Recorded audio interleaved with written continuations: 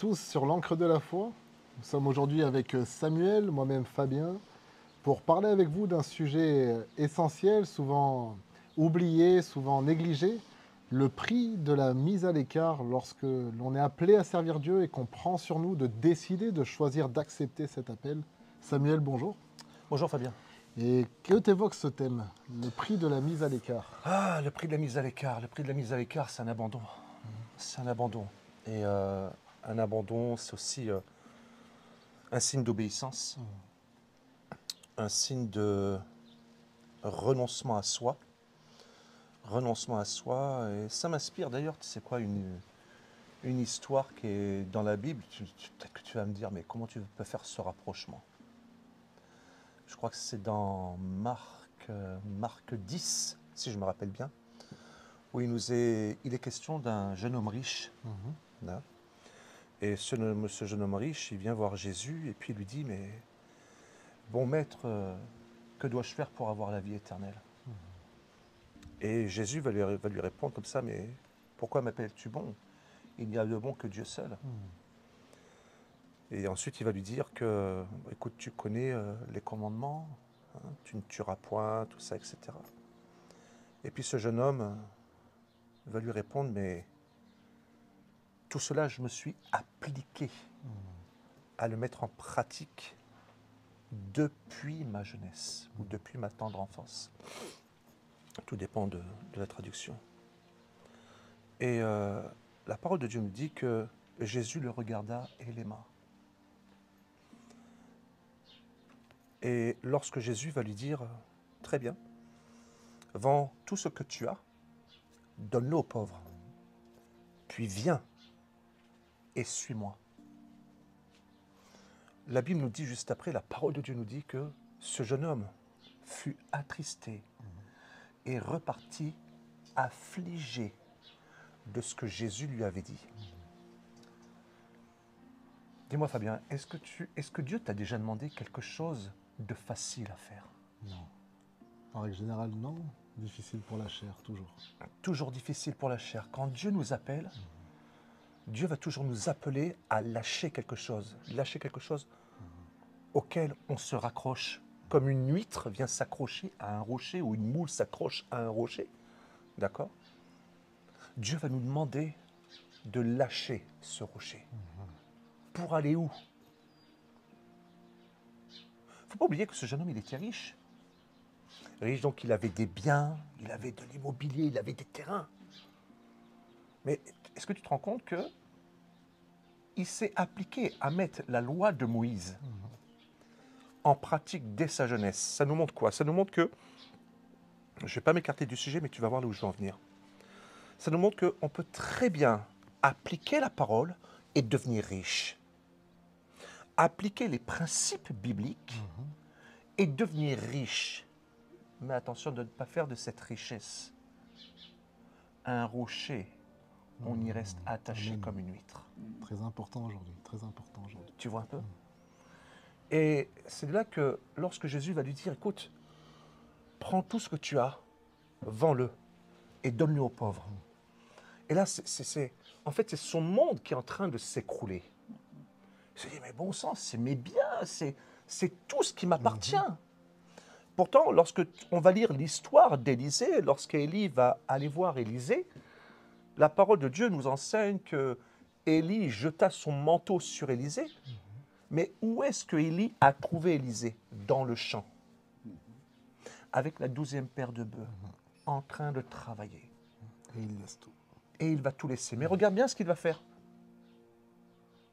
Il va prendre le bois Du chariot. du chariot.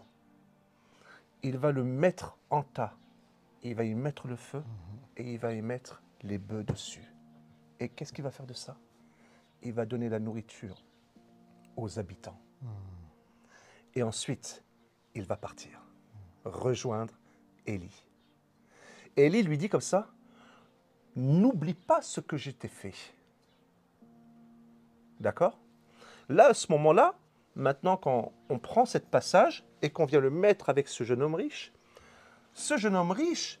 s'est appliqué à mettre la loi de Dieu en pratique depuis sa jeunesse. Il s'est consacré à ça. Il est devenu riche. Il avait tout ce qu'il fallait, mais il lui manquait une chose, la vie éternelle. Autrement dit, la liberté. Mais pour goûter à cette liberté, il fallait qu'il lâche tout ce qu'il avait. Et tu sais quoi? Moi, ce que j'aime, c'est ce que Jésus va lui dire. Puis viens et suis-moi. Tu vois, on pourrait s'arrêter sur ce passage et on pourrait conclure que, en fait, ce jeune homme-là n'y est pas arrivé. On pourrait se dire que ce jeune homme a échoué. Est-ce qu'il y a quelque chose de difficile que Dieu t'a demandé que tu as réussi du premier coup? Non, rarement, très rarement, voire jamais. Tu Dieu vois un nous peu? donne la capacité de recommencer. De toujours recommencer. Exactement. Et, pardon, c'est pour ça qu'il vient dire un moment, il vient dire à cet homme, viens et suis-moi. Moi, ça me rappelle, tu sais, lorsque le Seigneur m'a amené à vendre mon entreprise, à quitter donc Royan pour partir sur Bordeaux, ça n'a pas été facile. Oui. Il a fallu que ma coquille se détache du rocher sur lequel elle était. Mais cette fois, je sais que je n'étais plus tout seul. C'est que j'avais une femme et puis j'avais un enfant qui était avec moi. D'accord. Et je savais que si je devais emmener mon épouse avec notre fille aînée, je ne pouvais pas les emmener dans l'inconnu. Mais tu es quand même en train de nous dire, selon toi, si je comprends bien, que malgré des enfants, malgré une femme, malgré une situation professionnelle, tu pouvais quand même encore prendre le risque de suivre Dieu. Ouais, Wow. Et ça a payé, ça? ouais, ça a payé. Ok. Mais tu sais quoi? Ce jeune homme aussi, ça a payé. Amen. Tu vois ce que j'aime dans le livre de Marc? C'est qu'on nous donne des détails, mais Marc donne des détails qui ne sont pas ni dans Luc, ni dans Matthieu, ni dans Jean. Est-ce que tu sais où on nous parle de ce jeune homme riche? Dis-moi. Dans Matthieu 14, verset 51. Ok. Voici ce que la parole de Dieu nous dit. La parole de Dieu nous dit ceci. Verset 51. Donc c'est lorsque Jésus va se faire arrêter. Voilà, donc je vais prendre un peu plus au-dessus. Hein. Tu es dans quel chapitre, Marc? Donc Marc 14, d'accord, Marc 14, pour tous ceux qui pourront prendre leur Bible, et puis vous irez voir. Donc c'est lorsque Judas vient pour dénoncer Jésus, hein, il vient embrasser Jésus, et puis au verset 45, voici ce que la parole de Dieu nous dit. En arrivant, Judas se dirigea droit sur Jésus, et lui dit « Maître », et l'embrassa. Tu vois, on peut avoir un maître, mais se comporter comme un traître. Aussitôt, les autres mirent la main sur Jésus et l'arrêtèrent. Mais l'un de ceux qui étaient là dégaina son épée, en donna un coup au serviteur du grand prêtre et lui emporta l'oreille. Jésus leur dit, « Me prenez-vous pour un bandit pour que vous soyez venus en force avec des épées et des gourdins pour vous comparer à moi, pour vous emparer de moi? J'étais parmi vous chaque jour dans la cour du temple pour donner mon enseignement, et vous ne m'avez pas arrêté. Mais il en est ainsi pour que les Écritures s'accomplissent. » Alors, écoute bien, là on est au verset 50. Ok. Je suis dans la version Summer. J'aime beaucoup plus la version Louis II, mais je ne l'ai pas avec moi là. Alors, tous ses compagnons l'abandonnèrent et prirent la fuite. Ok. Ok. Verset 51. Un jeune homme le suivait, couvert seulement d'un drap. Un jeune homme le suivait, couvert simplement d'un drap. C'est un passage que j'ai lu et relu et relu. Mais là, d'un seul coup, j'ai dit, Seigneur, La même expression. un jeune homme? Le jeune homme n'est cité que 3 fois dans la Bible. Je dis, Seigneur, mais qui est ce jeune homme? Et j'étais là comme ça. Puis j'ai même fait un message là-dessus. J'ai dit, le mystère du jeune homme qui suivait Jésus. Et pour toi, donc, tu situerais ce jeune homme comme étant ce jeune homme riche. Pourquoi?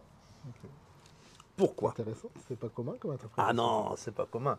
Très Et puis intéressant. c'est pas commun. Et puis même moi, je me suis posé la question. Je me suis dit, mais Seigneur, tu es en train de me parler, mais là, il faut que tu me donnes des preuves, quoi, que c'est bien lui dont on est en train de parler. En fait, la traduction est mauvaise. Ok. Ok, la traduction est mauvaise. Le jeune homme, c'est bien ça. Le jeune homme le suivait. D'accord, le jeune homme n'était pas avec les disciples. Il n'a pas pris la fuite avec les disciples.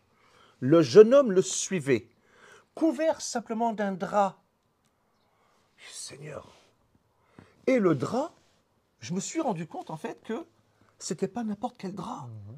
Ce drap, dans la traduction grecque, vous me pardonnerez, j'ai oublié la traduction. Dans la traduction grecque, ce drap, c'est un vêtement, un falin blanc que seuls les riches pouvaient s'offrir. Que seuls les riches pouvaient s'offrir. Mais attends, c'est pas tout. N'oublions pas que ce jeune homme a demandé à Jésus, que dois-je faire pour avoir la vie éternelle? C'est-à-dire, en fait, que dois-je faire pour avoir la liberté? Que dois-je faire pour être sans limite? C'est ça, en fait, la question. Et lorsque je regarde ce texte, je me rends compte que ce falin-là, il n'y a que les riches qui peuvent l'acheter. Mais deux, c'est uniquement ce falin dont on se sert pour envelopper les morts. Fabien, d'un seul coup, j'étais là. J'ai dit, waouh, attends Seigneur, qu'est-ce que tu es en train de me dire? Et là, me voilà reparti dans Marc 13. Et là, je relis et relis toujours ce passage du jeune homme riche. Puis viens et suis-moi. Et là, d'un seul coup, le Seigneur me fait comme ça. Samuel, est-ce que je t'ai déjà demandé quelque chose que tu as réussi du premier coup? Je fais non, Seigneur. Non, c'est vrai. Je dis, mais Seigneur, donne-moi un exemple concret. La boulangerie. C'est vrai que mes parents pourront en témoigner. Quand il a fallu que je vende la boulangerie, mais j'ai lutté avec Dieu. Parce que tu avais une entreprise. J'avais une entreprise, D'accord. j'avais une maison, j'avais une entreprise. Ok. Et j'étais Donc, là attends, comme excuse-moi, ça. Samuel, je te coupe. Vas-y, vas-y. Pour nos auditeurs, je trouve ça quand même très interpellant. Tu es en train de dire que quand Dieu t'a appelé, tu avais femme, enfant, Mhm. un travail, mais pas simplement employé, tu étais patron. J'étais patron. Et Dieu te dit, quitte tout ça. Ouais. Et ça peut sembler un petit peu... Je fais exprès, c'est volontaire, hein, mais Mais, Ouais, parce que- et quitte tout ça sans savoir où aller. ça paraît un petit peu injuste quelque part. Tu es dans une bénédiction, Dieu t'a béni, tu as un mariage chrétien, des enfants en Christ, et tu te retrouves avec un travail très correct. Tu aurais pu choisir une autre vocation un peu moins officielle que la boulangerie. Tu es dans une vie clean, on pourrait dire, C'est ça. d'un passé qui pouvait ne pas l'être. Et maintenant que tu es établi, maintenant que tu es revenu dans la vérité, maintenant que tu marches d'une façon honorable, même exemplaire quelque part, Dieu qui t'a mis tout ça te dit de quitter tout ça. Mais comment tu as pu percevoir que c'était Dieu quelque part? Parce que tout ce que tu avais été acquis par Dieu, d'une vie qui marchait dans les voies de Dieu, Alors cette entreprise, oui, cette entreprise, c'était vraiment le Seigneur qui m'avait mis à cœur. j'imagine. D'ailleurs, même la façon dont on l'a eu, c'était purement un miracle, quoi. C'était purement un miracle. Et pourtant, là, il te demandait de le Et quitter. il me demandait de partir. Ça veut dire qu'un miracle d'hier peut devenir un frein, une barrière à sauter aujourd'hui alors. Et je dirais même, ça peut devenir un lourd fardeau. Waouh!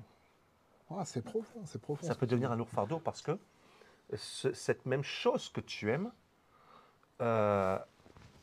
tellement, et j'espère que tu vas comprendre quand je dis ça, cette chose, parce que la boulangerie, c'était une passion pour moi. D'accord. D'accord. J'aimais beaucoup ce que je faisais, bref, mais ça prenait la place de Dieu. Donc, ce que tu m'expliques, j'ai rebondi, hein, Vas-y. la bénédiction de Dieu Mhm. peut nous empêcher d'être bénis. Oui. La bénédiction. Wow. Alors, attends. Alors, attends, comment Ouais, faire? on y Comment vient, faire? on y Allez, vient. Je te pousse dans tes retranchements. Mais oui, Je te pousse écoute. dans tes retranchements. La parole de Dieu nous dit ceci. Tout ce que Dieu fait, ou permet, Mhm. il y a ce qui est bon Agréable Il y a ce qui est agréable et parfait. et il y a ce qui est parfait. Donc il y a des choses que Dieu va permettre, mais ça ne veut pas dire qu'on est dans le parfait de Dieu. Wow. On peut aller Il y a plus des loin. choses que Dieu va permettre, mais qui seront simplement uniquement agréables pour nous.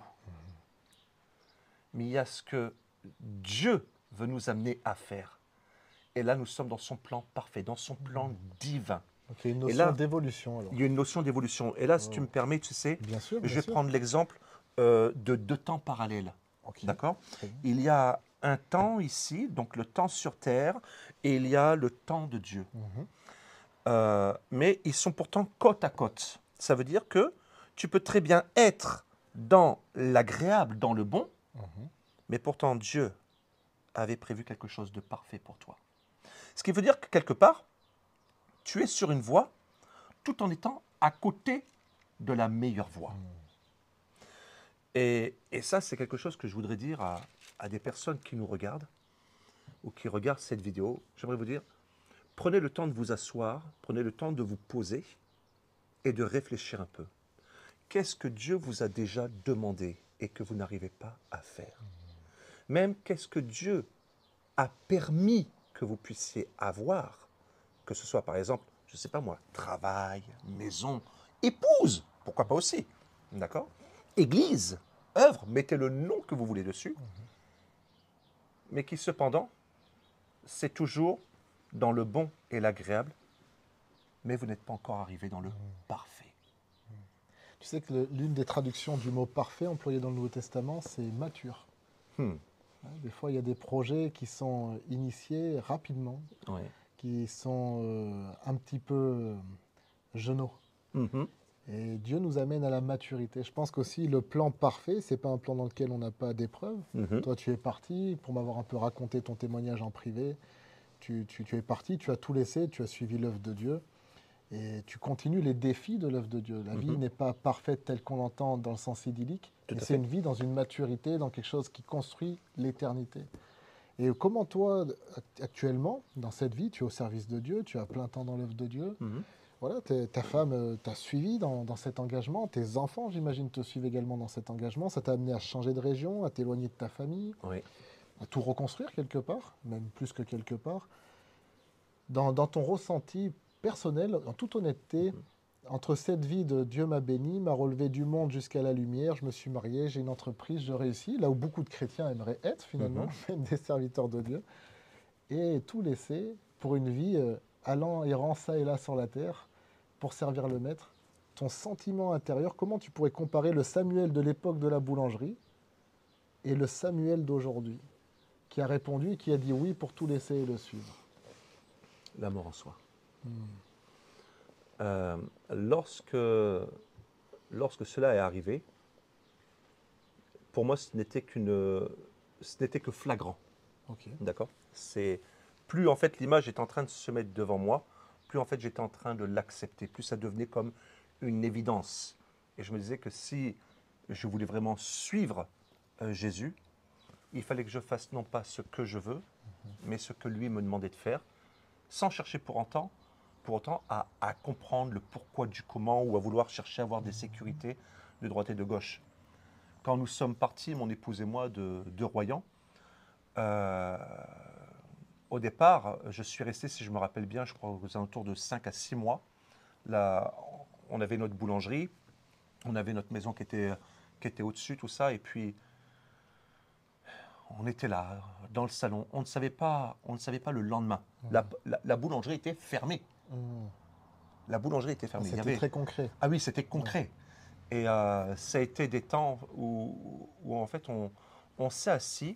Et je me rappellerai toujours, là, c'est là que j'ai commencé de dévorer des vidéos de Kakou, Séverin Kakou. Ok, prophète ivoirien. Pour Voilà, ceux qui ne connaissent pas. et j'aspirais, je le voyais, quand je le voyais exercer le ministère, même sans parler de ça, que la parole qu'il a portée, j'ai fait bon sang, mais c'est quelque chose, c'est une parole que je ne connais pas. Bien sûr. C'est quelque chose qui est riche, ça me donnait envie.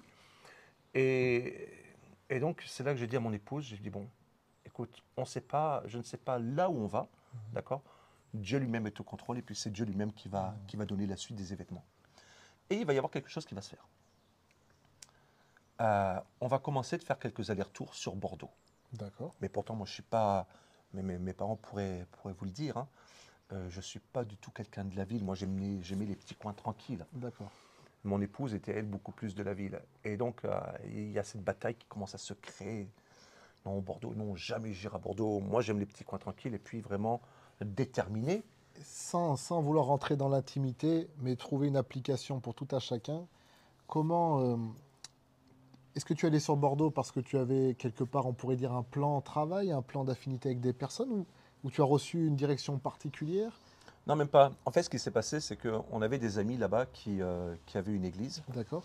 Et bon, j'avais envie de connaître un peu ce que c'était que l'église. Ok. Tu voulais te rapprocher d'une communauté. Il y avait quand même ce Voilà, c'est but ça. de te rapprocher d'autres chrétiens. Voilà, ils C'est avaient ultra un café. important. C'est ultra Ils avaient important. un café chrétien dans D'accord. Bordeaux. Donc c'est là-bas qu'on allait tout au début. Et puis on avait un couple d'amis, Manuela et Thierry Eva, qui étaient là et puis qui nous aidaient, mon épouse et moi, puisque bon, on était quand même dans une phase un peu compliquée où c'était dur pour elle. Hmm. Et c'était dur pour elle parce que je n'étais pas quelqu'un de facile. Ok. Alors J'étais attends, pas attends. quelqu'un de facile. Encore une fois, je t'arrête parce que c'est quand même beau d'avouer ça comme ça en public et ça peut être utile pour beaucoup de personnes.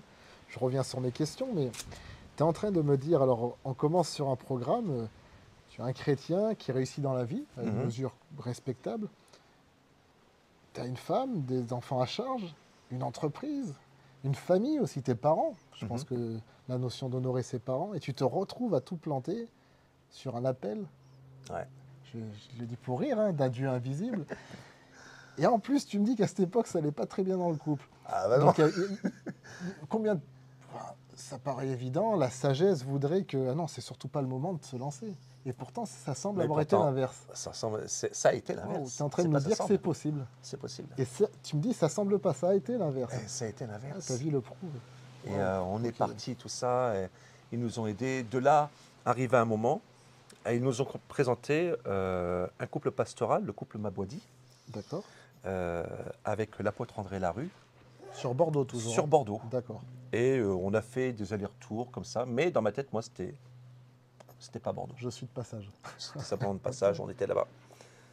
Et je me souviendrai toujours, c'était au mois de juin, ouais, mois de juin, le 6 juin Mhm. exactement. Je me lève et c'est la première fois que je vais entendre la voix de Dieu de cette façon. Prends le journal, le 33, D'accord. Qui est un journal local, j'imagine? ce qui était un journal D'accord. local. Et puis c'est un journal où il y avait les annonces. Et le Seigneur me dit comme ça qu'il y a une annonce pour toi dans ce journal. D'accord. Et donc je me lève, je vais prendre mon café à la cuisine, je dis à ma femme, je dis bon, c'est aujourd'hui qu'il y a un Mhm. changement. Elle fait comment ça? Je lui fais non. Quand tu iras là-bas, tu me ramèneras le journal, c'est aujourd'hui qu'il y a un changement. Elle me ramène le journal, je vais dans les annonces, en effet, il y a une annonce qui est là, Qui correspondait. qui correspondait vraiment à ce que je recherchais. Donc une place de boulanger, parce qu'il Mhm. fallait quand même créer quelque chose, Bien sûr. un équilibre pour le foyer. Et, euh, et c'est là que je vais être embauché. Waouh. C'était la seule annonce dans ce journal. Donc ce que tu dis, c'est que pour répondre à cette consécration, Dieu t'a fait, si tu m'arrêtes, hein, Oui, si vas-y. je me trompe, c'est pour rendre les choses peut-être applicables. Tu avais tu avais une certaine sécurité, Oui. une stabilité, si on peut Mhm. l'appeler ainsi. Dieu t'a demandé d'abandonner tout ça, c'est pas de le perdre, c'est de le laisser, c'est De pas la laisser. même chose, personne ne te l'a volé, tu l'as donné. Mm. Et Dieu t'a redonné ces choses-là par la suite Oui, finalement. Ok. finalement. Ce que je trouve interpellant dans ton témoignage et qui je pense est vraiment quelque chose à noter, lorsque Dieu t'a demandé de déconstruire ton univers, ton monde, la première étape pour te raccrocher au nouveau monde dans lequel il voulait t'envoyer, finalement, il t'a fait connecter avec des chrétiens, des Mhm. frères et sœurs, avec une communauté, une église Oui, locale, et avec des pères, en l'occurrence oui, le prophète Mabwadi, son épouse.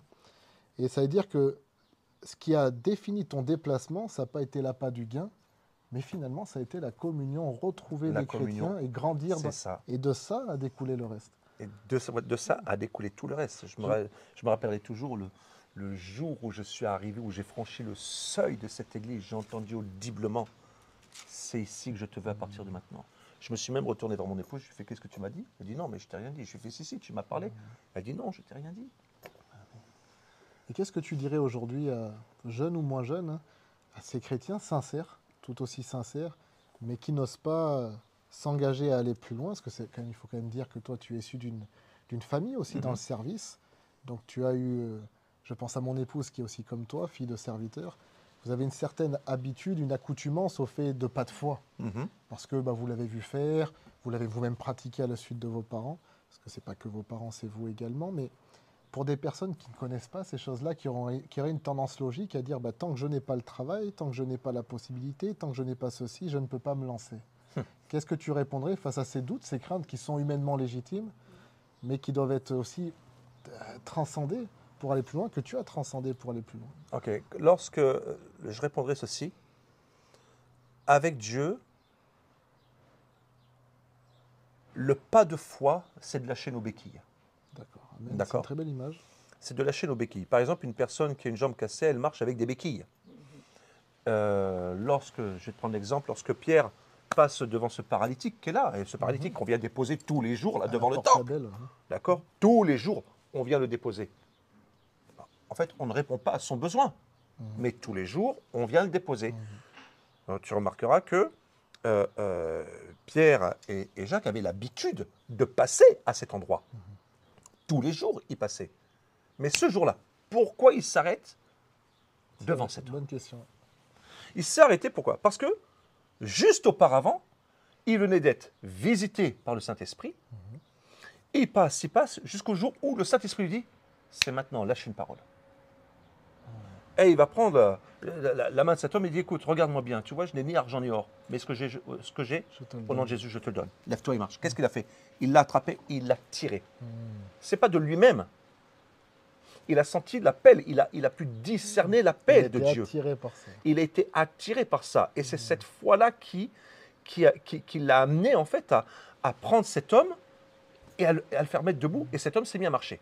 De la même façon, lorsque j'ai suivi ce mouvement, c'est comme tu l'as dit si bien, je suis fils de serviteur de Dieu, d'accord? J'ai été amené à voir mes parents mettre leur foi en action. Ça, exactement. Et ben, pour moi, mettre la foi en action, bêtement, c'est ok, tu te lèves, tu te lances sans réfléchir. Ok. Pour moi, la foi, c'était ça. Tu vois, tu cherches pas les béquilles, tu fais simplement ce que Dieu te demande de faire, tu ne discutes pas, point barre. Et c'est ce que j'ai fait. Et je le regrette en aucun cas.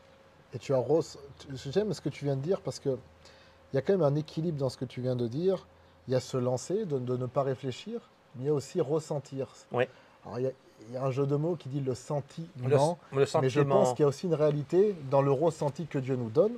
Et tu dis que toi, tu as, comme ce paralytique qui a été tiré, tu as senti que cette parole, elle te tirait. C'est ça. Et donc c'est répondre à cet appel divin, mais cet appel, il s'est quand même concrétisé en toi. Tu sentais vraiment quelque chose. Alors, il s'est concrétisé avec une parole. Et cette parole, c'était depuis quelque temps, la boulangerie était encore ouverte à ce moment-là. J'avais une parole qui n'arrêtait pas. Elle était là et elle revenait constamment. Je t'emmène là où coule le lait et le miel. Okay. Donc les cannelés, c'était ça alors. Les cannelés, les pâtisseries, tout. D'accord. Et puis moi, j'étais quelqu'un qui innovait au niveau du pain. Ok. Et c'est vrai que là, je suis tombé chez un patron qui m'a pris à ma juste valeur, c'est vrai, et puis qui m'a laissé carte blanche pour Donc, tu créer étais aussi valorisé dans ton... En répondant à l'appel divin, je donne une réponse, mais quelque part c'est une question. Tu t'es retrouvé finalement valorisé dans tes capacités séculières aussi. Ah, carrément, parce que là, par exemple, dans ma boulangerie, on avait quoi l'été? On était peut-être 2-3 personnes à tout casser. 2-3 personnes, mais là, je devenais responsable de 18 personnes. D'accord, donc tu n'avais plus la charge, j'allais dire pastorale, tu n'avais plus la charge patronale. Patronale. Mais par contre, tu étais valorisé. Par contre, j'étais valorisé, et c'est là-bas, dans cette activité-là, que j'ai appris à mes collègues de travail à avoir un temps de prière avant de commencer la nuit de travail. Waouh. J'ai mis en pratique ce que l'on m'enseignait à l'église, je l'ai mis en pratique dans cette entreprise. Donc tu es en train de nous dire, à nous chrétiens évangéliques, qui pensons que tout ce qui est séculier est à jeter, que non, finalement, dans l'appel de Dieu, séculier et ecclésial se retrouvent. Mais c'est normal même. Wow. Écoute, je vais même aller plus loin.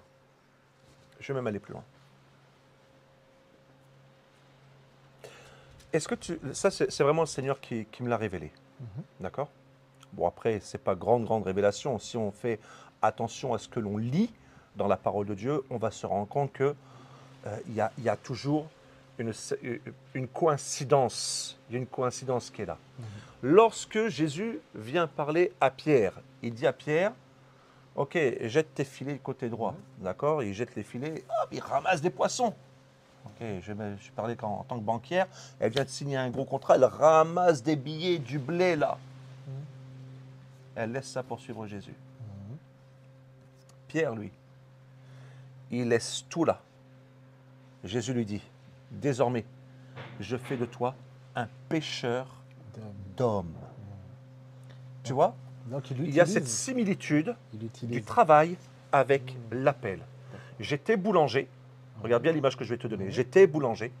Ok. Et aujourd'hui, je ne donne plus le pain qui nourrit la chair. Je donne le pain qui donne la vie. Amen, c'est beau. Donc le travail séculier, selon toi, est une formation, si je comprends bien, hein, à ce que nous allons faire en Dieu, peut être utilisé du moins pour nous former, donc n'est pas à C'est négliger. exactement ça qui n'est pas à négliger. Ok, d'accord, c'est une forme d'école biblique rémunérée par la société, En c'est fait, ça? c'est là où Dieu veut vraiment, quelque part, venir se révéler à nous. Wow. Mais est-ce que nous allons discerner? Tu vois, ce jeune homme-là, Mhm. il était riche, il avait tout ce qu'il fallait, d'accord? Mais il recherchait une chose qu'il n'arrivait pas à trouver pleinement dans ce qu'il avait. Et Jésus va lui dire, écoute, vends tout ce que tu as, donne-le aux pauvres. C'est-à-dire, détache-toi totalement, viens et suis-moi. Tu remarqueras que cet homme-là, juste après, la parole de Dieu nous dit qu'il est reparti tout nu. Le tout nu, là, ça veut dire quoi? Ça veut dire qu'il avait retrouvé cette nature adamique. Rappelle-toi, il a posé la question à Jésus, disant que dois-je faire pour avoir la vie éternelle? Jésus lui répond sur la base de ce qu'il connaît de cet homme. Bien sûr. D'accord? Il sait que cette loi, il l'a mis en pratique. Mais il dit, écoute, non, tu vas arriver là. Ok, maintenant, tu as eu tout ça. Vends tout ce que tu as. Libère, donne. Donne. Donnez et il vous sera donné. D'accord? Puis viens et suis-moi. Viens. Entre venir et suivre, c'est pas pareil. Bien sûr. Tu peux venir à Christ, mais suivre Christ, ne pas le faire. Et lui, il a décidé de suivre Jésus. Et tu remarqueras que c'est le seul qui n'est pas parti. Les disciples ont pris la fuite, mais lui n'est pas parti. Lui, il est resté là.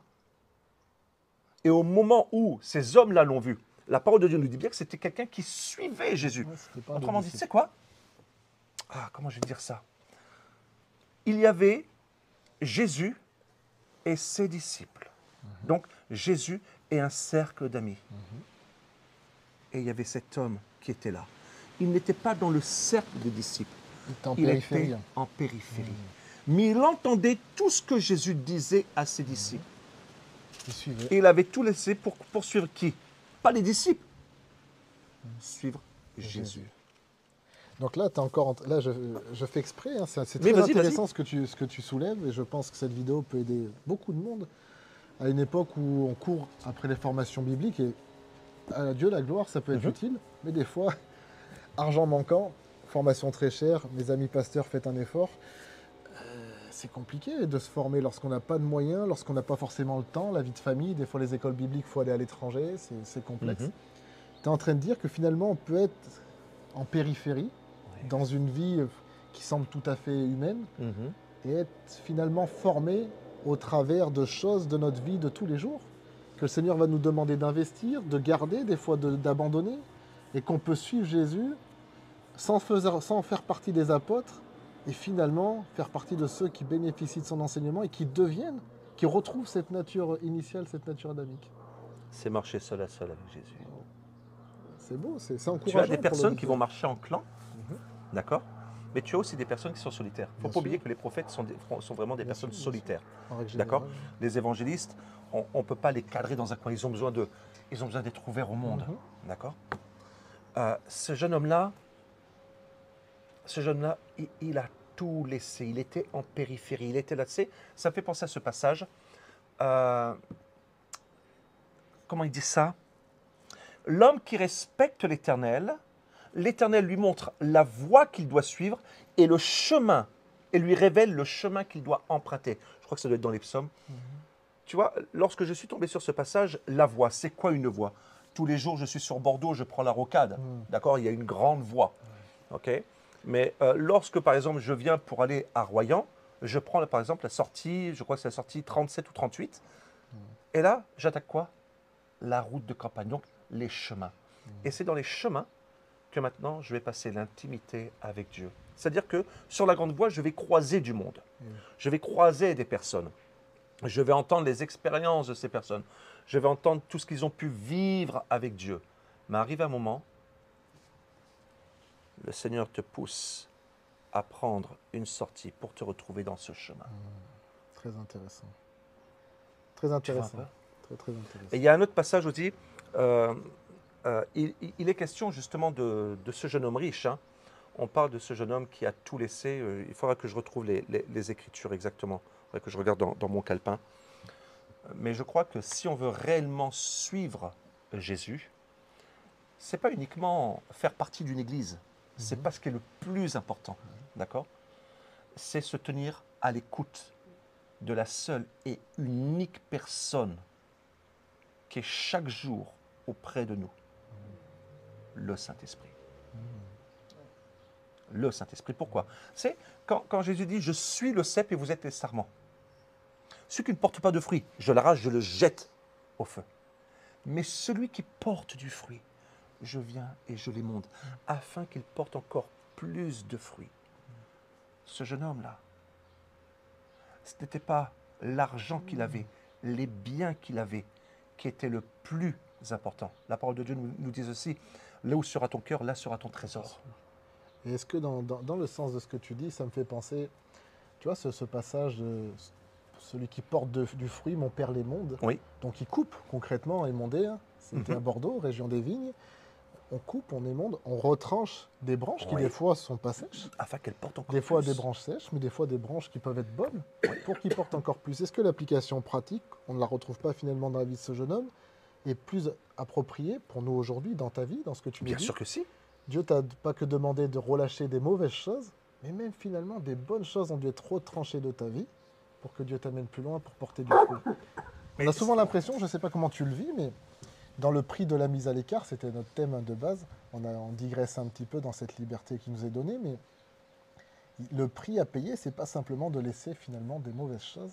Non, c'est des bonnes choses. Des fois, c'est des bonnes choses. Les sacrifices, il me semble, hein, dans le temple, tu m'arrêtes si je me trompe, n'étaient pas faits de rats Non, bien au contraire. ou de chiens à sept pattes, mais c'était des bœufs, c'était des agneaux engraissés, des animaux dignes, offerts dignement. Tout à fait. Et est-ce que finalement, aujourd'hui, on n'a pas tendance à croire que ce qu'il faut sacrifier, c'est ce que personne ne veut finalement?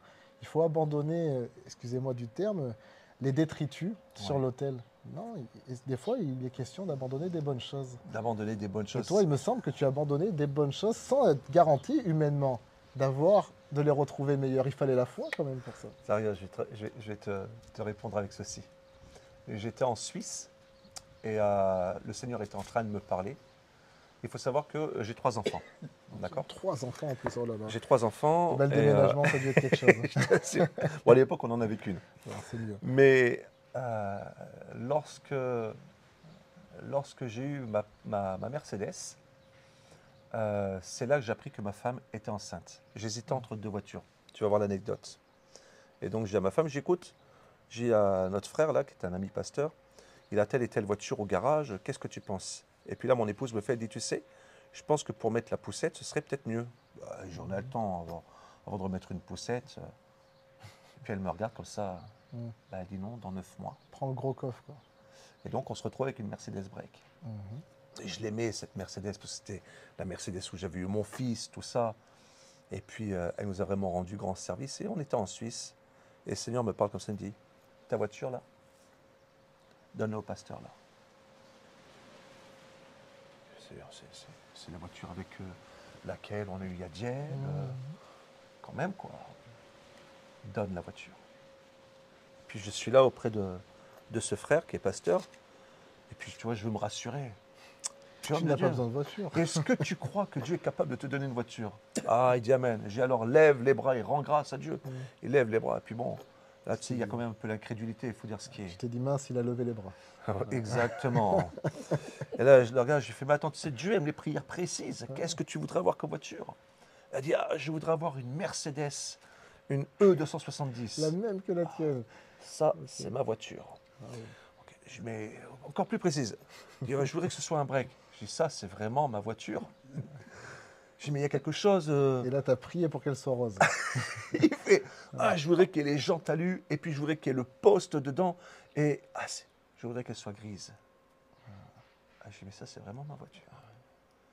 Et là, j'ai dit, bon, ok. J'ai dit, bah, tu sais quoi, rends grâce à Dieu. Je dis merci. Oh Seigneur, je te rends grâce pour cette voiture. Et puis là, je lui ai mis les clés dans ses mains. Wow. C'est beau. Ça, c'était l'une des choses qui m'a le plus coûté, parce que après avoir laissé mon travail, Eh ben oui. la boulangerie, j'arrive ici, et encore là, Tu t'es là dit, dans le mais- travail, le Seigneur est en train de m'émonder, il est en train de me dépouiller dans tous les sens, mais Donc c'est vrai ce qu'on dit l'Église évangélique, elle nous prend tout, quoi. je t'assure, Jusqu'au mon bout. frère. Ouais, c'est ça. Jusqu'au bout. Non, mais c'est ce que j'ai cru comprendre. Mais tu sais, on chante ce chant. On t'a tout Oui, pris. prends tout, Seigneur. Hein. Ou Waouh. alors, je te donne tout de moi. Donc Dieu t'a appauvri, je fais exprès, je suis sarcastique, c'est volontaire, inquiétez-vous pas, j'ai la foi. Dieu m'a appauvri pour m'enrichir. Il y avait quand même un pour, il y avait un but, c'était pas le but Ouais. de t'appauvrir. Non, c'était pour m'enrichir de lui. Parce que- M'enrichir de ce qu'il peut, de ce qu'il veut se révéler à moi. Waouh. De ce qu'il veut se révéler à moi. Et depuis, j'ai vu que tu roulais en charrette. Une belle charrette, mon frère. Ouais. Je ne sais même pas d'où elle vient. On est venu me la livrer à la maison. Attends, t'es en train de me dire qu'ils t'ont amené les chevaux et Tout a été amené à la maison. c'est une Un charrette, hein. samedi matin, on vient sonner. Vous êtes monsieur Gravé? Oui, j'ai un colis pour vous. Puis je dis à mon épouse, mais c'est quoi? Donc je sors et puis ben voilà, il y avait ce colis qui était là.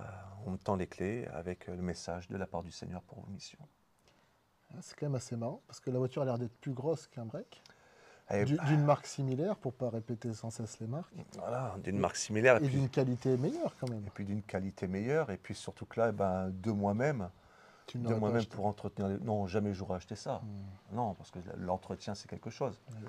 Mais c'est là que je rends grâce à Dieu, parce que chaque fois que je fais le plein dans cette voiture, je bénis Dieu. Et je peux te poser une question vraiment simple, une réponse honnête, Ouais. parce que là certaines personnes pourraient t'entendre et tout d'un coup ils ont oublié la vertu de l'évangile, ils veulent juste une nouvelle voiture et c'est triste. Le christianisme actuel est triste à ce niveau-là, je trouve, à titre personnel, on parle assez honnêtement. On aime les belles choses, mais quand les belles choses commencent à nous gouverner, ça devient de l'idolâtrie, peu importe que ça vienne de Jésus ou d'un autre. Quand tu as donné cette voiture, moi je situe, tu as plusieurs enfants. Comme tu dis, les gens ne se rendent pas compte, mais quand on abandonne tout pour le suivre, abandonner les choses, c'est quelque peu traumatisant. C'est se jeter de plus en plus dans le vide. Alors c'est beau, hein, quand on écrit un livre de témoignages, on l'embellit, on le tourne d'une façon agréable, mais quand tu le vis, c'est se pas lancer pareil. dans l'insécurité jusqu'à ce que Dieu crée quelque chose d'autre. Et donc laisser la voiture au final, tu te dis, bon, bah, la prochaine fois, je laisse mes chaussettes, quoi. Donc toi, quand tu as laissé tout ça, est-ce que tu as ressenti encore une fois cet appel intérieur? Est-ce que quand tu as déposé cette voiture, c'est l'exemple que tu cites, tu as ressenti une tristesse? Non, Tu as été soulagé de le faire? non, il y avait une joie. Waouh! Il y a plus de joie donnée qu'à recevoir. Tu as ressenti, le Seigneur a pourvu à cette Ouais. joie. Ah oui. Et la question qui suit à ça, est-ce que tu l'as fait dans l'optique Dieu va me redonner une voiture? Ou... Non, mais c'est vraiment intéressant parce que des fois, il y a des personnes Moi, j'ai entendu ça, j'ai fait une offrande, il ne s'est rien passé. Alors, je ne sais pas, est-ce que tu l'as fait dans ce sens? Je te pousse dans une réponse. Non, mais vas-y, vas-y. il y a Mais pas- quelque part, tu as le droit d'avoir une autre réponse. Est-ce que tu l'as fait dans ce sens de il y a un besoin, Seigneur, je l'ai situé, je cherche à pourvoir à ce besoin? Ou est-ce que tu l'as fait de façon calculée? Non. Quand je l'ai fait, c'était vraiment pour obéir, mais c'est aussi parce que je savais que Dieu est un Père responsable. Et je savais qu'il ne me laisserait pas à pied. Étant donné ta situation. Alors, oui, pas que ma situation, mais en fait, j'ai un petit truc, c'est que je ne supporte pas d'être confiné. Hmm. Donc les bus, tout ça pour moi c'est très très très compliqué. Les trams, c'est très très... Tu me fais rentrer dans un tram, c'est même pas pour 5 minutes, 5-10 minutes, Ouais. tu vois, par exemple. J'avais un problème de ce côté-là, j'avais vraiment du mal. Et j'ai béni le Seigneur. Et quand j'ai donné cette voiture, d'ailleurs je crois que c'était la deuxième voiture que j'ai donnée, puisqu'il y avait... Mes parents m'avaient offert une voiture, une Mazda 626. Et cette voiture, je l'ai offerte à l'apôtre André, à l'époque. Tu t'y connais en voiture, toi? Ouais, quand même. Ouais. C'est sérieux? Et donc ensuite j'ai donné celle-là, mais celle-là quand je l'ai donnée, c'était vraiment par obéissance. C'était vraiment par obéissance, tout simplement parce que toujours cette phrase, l'obéissance provoque le surnaturel. L'obéissance active le miracle. Ça, c'est quelque chose que je ne peux pas oublier. Donc, quand je l'ai donné, c'était vraiment pour me détacher. J'ai fait, OK Seigneur, tu m'as donné, je te donne. Ça ne m'appartient pas, ça t'appartient. Ma vie Samuel, t'appartient, tout ce qui est à moi t'appartient. Et donc, quand j'ai donné, il y a cette joie qui était là en moi, cette joie, cette satisfaction d'avoir obéi à Dieu. Et cette satisfaction, ce genre de satisfaction, vous ne pourrez pas le trouver dans le monde. C'est pas possible. C'est impossible. Samuel, c'est pas pour rebondir, quitte à faire une longue vidéo, autant être utile. C'est assez particulier. Dans ton témoignage, on retrouve plusieurs fois cette même notion, j'ai l'impression, peut-être que tu t'en étais rendu compte, mais les sacrifices n'étaient pas évidents. Et en plus, le contexte de sacrifice n'est pas évident. Tu es père de famille, tu as un enfant, vends ton entreprise et ta maison sans savoir où tu vas. Bon, déjà, c'est particulier. Mais à la limite, on pourrait se dire, bon, bah, il va vendre sa maison, il va quand même avoir l'argent de sa maison. Penses-tu? Penses-tu? Non, mais je ne veux pas rentrer dans tous ces détails, mais maintenant, donne ta voiture, c'est pas une vente. Donc il n'y a rien, Il n'y a rien qui qui tombe. rentre. Et en plus, tu me dis que tu as un certain problème avec les transports en commun, qui n'est pas juste une histoire d'accommodation personnelle, mais c'est vraiment quelque chose de problématique. C'est-à-dire que Dieu t'avait même pas disposé, ça fait penser à Moïse, bah, va parler, mais je sais pas parler, va quand même parler. Je ne règle pas ton problème, je te demande d'aller. Et en allant, il trouve cette solution. Toi, quelque part, tu t'es exposé au potentiel, ben, je vais devoir y aller en bus. Ouais. Et tu l'as fait. Et tu as ressenti de la joie. J'ai ressenti de la joie. Et ce qui me marque dans ce que tu dis, cette phrase est très profonde. Dieu n'est pas un père irresponsable. Ouais. Dieu est un père responsable même, c'est ce que tu as dit. Tu n'as pas dit ce qu'il n'était pas, tu as dit ce qu'il était. Alors que toi, tu aurais pu dire, mais moi, je dois être un père responsable. Dans la sécurité, selon le monde, selon l'Église aujourd'hui, qui défend une certaine doctrine d'une sagesse très mondaine, finalement, il faut investir sur 70 ans avant de te marier. Ah bah, là, il faut rendre la foi pour des enfants à ce niveau-là. Je t'assure. C'est marié à 90 ans, bonne chance. Il faut investir dans tout avant de te lancer.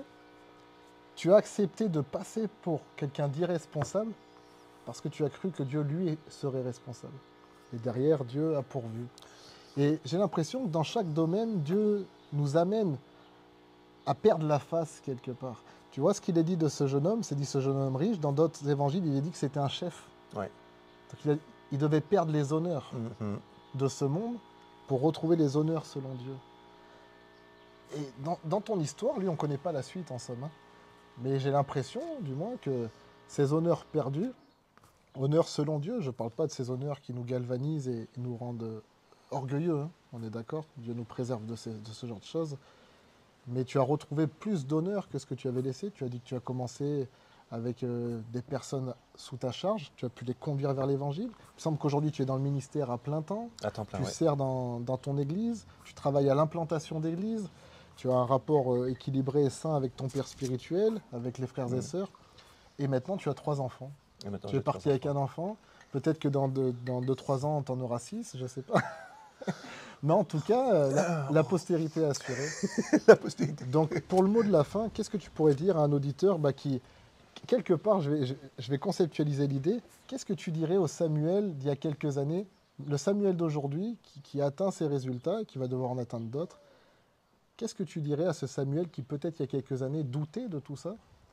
Qu'est-ce que tu pourrais lui dire à un Samuel d'il y a quelques années en arrière pour l'encourager à suivre cette voie de façon simple? Ok, déjà pour commencer, s'il y a quelqu'un qui a toujours dit que jamais je ferai comme mon père, c'est bien moi.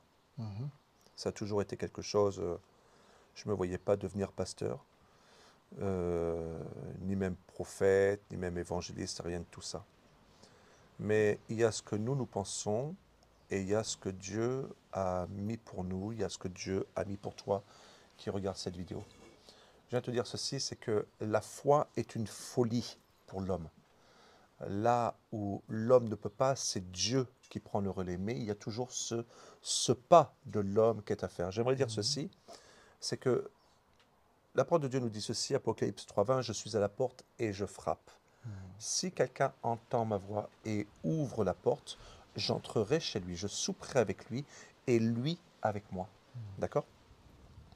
Nous avons le choix d'ouvrir cette porte à laquelle le Seigneur est en train de frapper. De la même façon que Dieu a frappé à la porte de mon cœur lorsqu'il a fallu vendre cette entreprise pour partir sur Bordeaux, de la même façon que lorsque le Seigneur a frappé à cette porte et pour me dire de donner la voiture, pour dire de me dépouiller en fait.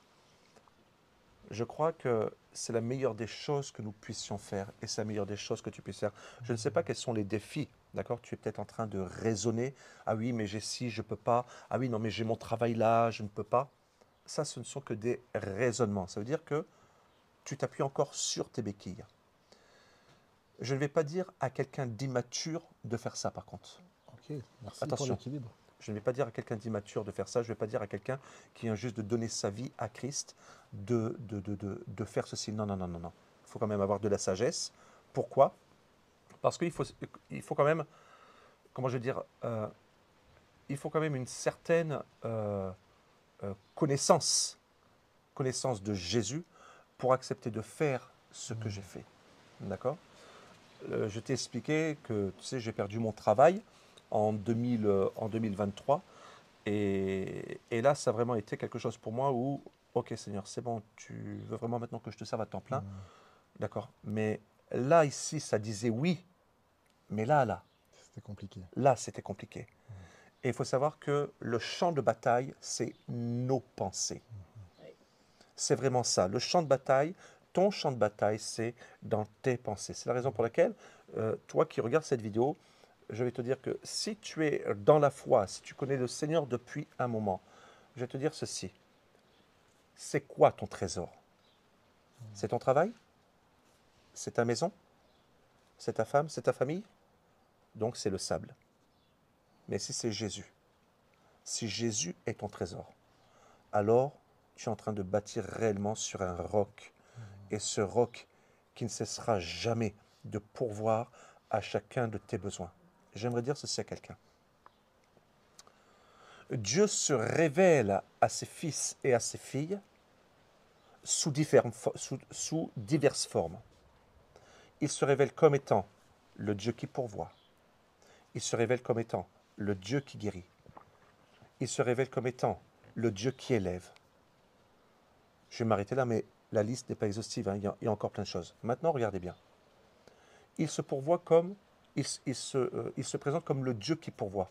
Ça veut dire que tu fais face à un manque. Il vient se révéler comme étant le Dieu qui guérit. Ça veut dire que tu es dans la maladie. Et maintenant, comme le Dieu qui élève, ça veut dire que tu as été rabaissé dans ta vie. Tu as été rabaissé peut-être par les hommes. Tu as été mis au rencard par l'Église, si je peux me permettre. Ce qui arrive. D'accord, ça peut arriver, il ne faut pas croire. Ou alors personne n'a jamais cru en toi, pourtant il y a un appel sur ta vie. Mais c'est Dieu qui élève. Dans chacune de ces situations, c'est là que vient se révéler le Dieu que tu sers. D'où la question, qui veux-tu servir? Tu veux servir tes propres intérêts? Tu n'iras pas loin. Tu veux servir les intérêts du royaume des cieux? Alors laisse-moi te dire que le meilleur est devant toi. Amen. Mais pour cela, tu dois accepter de lâcher prise. Tu dois accepter d'arracher cette moule, cette huître qui est accrochée après un rocher. Le rocher, c'est sa sécurité. Lorsque Pierre a vu Jésus, Seigneur, si c'est toi, dis seulement un mot. Jésus, viens. Pierre a marché sur l'eau, oui, mais il a surtout marché sur la parole de Jésus. Il fallait une parole. D'accord? Il On ne fallait marche pas dans une le parole. néant. On ne marche pas dans le néant. Il y a toujours une parole. Et ça, c'est vraiment un point sur lequel j'appuie fortement, mes bien-aimés. De la même façon, lorsque tu vas te marier, il y a une parole. De la même façon que lorsque Dieu te met à cœur d'acheter une entreprise, il y a une parole. Finalement, Toi, regarde, je voulais finir, mais regarde, ça ouvre encore une autre chose. Aujourd'hui, tu as beaucoup de personnes qui acceptent Christ. Et qu'est-ce qui se passe? Ils se mettent, ah Seigneur, ok, je vais te servir. Et d'un seul coup, ben, elles sont dans la marche. Et qu'est-ce qui se passe? Oh, la maison, elle est belle là. Oh Seigneur, merci pour la maison que tu me donnes. Oh, la voiture, elle est bien. Oh, merci Seigneur, la voiture, elle me plaît. Merci pour cette voiture que tu me donnes. Oh Seigneur, cette femme, elle me plaît. Ce n'est plus Jésus qui est devant. Tu as laissé Jésus derrière. C'est toi qui as pris le contrôle de ta vie. Laissez Jésus prendre le contrôle de votre vie. Et portez-vous vers les choses d'en haut. Et portez-vous vers les choses d'en haut. C'est vraiment ce vers quoi je veux vraiment vous encourager, vous tous qui regardez cette vidéo. Merci beaucoup Samuel. Ce que je retiens de ton témoignage, sous les multiples formes, c'est que La foi, finalement, c'est une réponse. Oui. Elle répond à une parole. Oui. C'est vraiment important et que la vie de foi est faite de propositions à Mhm. laquelle on doit répondre. Et félicitations à toi d'avoir répondu. J'espère et je te le souhaite, je le souhaite, que tu répondes toujours Amen. à cette foi et que nos auditeurs, auditrices puissent toujours répondre à cette foi et que nous puissions être retrouvés parmi ceux qui ont répondu et qui demeurent jusqu'au bout dans la réponse. Ne vous attardez pas sur ces choses d'en bas, cherchez les choses d'en haut. Et pour monter, comme dans une montgolfière, il faut savoir lâcher les poids qui sont. Les poids qui étaient utiles pour nous garder sur terre. Pour monter au ciel, il faut savoir les lâcher, sachant que des biens meilleurs nous sont réservés. Dieu ne laisse pas ses enfants. Cherchez le royaume des cieux Et sa et justice. sa justice. Et toutes choses vous seront données Par-dessus par-dessus tout. Soyez bénis. On pourrait peut-être finir par la prière. Qu'est-ce qu'on Amen, pense? bien sûr, bien sûr. Oui. À toi l'honneur, Ok. orateur du jour. Excellent Père de grâce, je viens te remettre chacune des personnes qui sont en train d'écouter cette vidéo. Et ma prière est que tu viennes te révéler à chacune d'elles dans le propre besoin auquel elle fait face. Je prie Seigneur oh Dieu que ta voix vienne frapper à leur cœur tel un écho qui revient sans cesse et qu'ils puissent répondre à l'appel sans avoir peur de lâcher prise, sans avoir peur, Seigneur oh Dieu, de se détacher de cette sécurité dans laquelle ils se sont mis. Ma prière, Père, est que ton royaume vienne s'imposer dans leur vie, de la même façon qu'il est venu s'imposer dans la mienne, dans le nom précieux de Jésus. Merci pour ta grâce, Seigneur oh Dieu, qui coule sur chacune des personnes qui regardent cette vidéo. Mais merci aussi, Père, pour la pensée, le message qui est véhiculé et qui vient toucher les cœurs. Parce que c'est toi, Saint-Esprit, qui vient convaincre les cœurs de péché, de jugement et de justice. Merci, Père. À toi reviennent l'honneur, la gloire et la majesté au siècle des siècles et pour l'éternité. Merci pour l'impact, Père éternel, qui vient marquer les cœurs, qui vient marquer les pensées. Merci pour l'impact de cette vidéo, Seigneur Dieu, qui vient toucher des pays, des nations tout entières, au nom puissant de Jésus. À toi soit toute la gloire, Seigneur. Amen. Amen. Amen.